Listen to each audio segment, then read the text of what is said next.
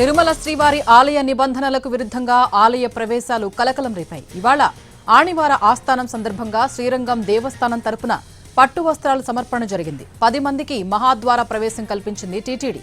అయితే ఒకరికి బదులుగా మరొకరు ఆలయ ప్రవేశం చేశారు.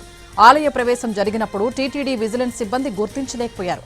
విజిలెన్స్ అధికారుల నిర్లక్ష్యంగా వ్యవహరించడంపై విమర్శలు వెల్లువెత్తుతున్నాయి. పూర్తి సమాచారం మా ప్రతినిధి మోహన్ అందిస్తారు. మోహన్, తిరుమలలో విజిలెన్స్ అధికారుల వైఫల్యం మరోసారి వెలుగు చూసింది. ఇవాల్టి రోజున శ్రీవారి ఆలయంలో ఆనివార ఆస్థాన కార్యక్రమాన్ని నిర్వహించారు. ఇది తమిళ సాంప్రదాయం మేరకు నిర్వహిస్తున్నటువంటి ఉత్సవం. ఈ సందర్భంగా శ్రీరంగం దేవస్థానం నుంచి కూడా స్వామివారికి పట్టు వస్త్రాలు సమర్పించడం ఆనవాయితీ. అందులో భాగంగా తమిళనాడు రాష్ట్రానికి సంబంధించినటువంటి దేవాదాయ శాఖ మంత్రితో పాటు శ్రీరంగం దేవస్థానానికి సంబంధించినటువంటి కమిషనర్ వారి ఉన్నతాధికారుల బృందం తిరుమలకు చేరుకుంది. వారు శ్రీవారి ఆలయం ఎదురుగా ఉన్నటువంటి పెద్ద జియంగారు మఠం నుంచి కూడా స్వామివారికి ఆలయ సాంప్రదాయాల మేరకు శ్రీరంగం దేవస్థానం నుంచి తీసుకొచ్చినటువంటి పట్టు వస్త్రాలను ఊరేగింపుగా తీసుకొని ఆలయ ప్రవేశం చేసేటటువంటి కార్యక్రమం ఉంటుంది. అందులో భాగంగా శ్రీరంగం దేవస్థానానికి సంబంధించినటువంటి 10 మంది అధికారుల బృందం, అదేవిధంగా తమిళనాడు రాష్ట్రానికి సంబంధించినటువంటి దేవాదాయ శాఖ మంత్రికి సంబంధించి ఆలయ ప్రవేశం కల్పించేటటువంటి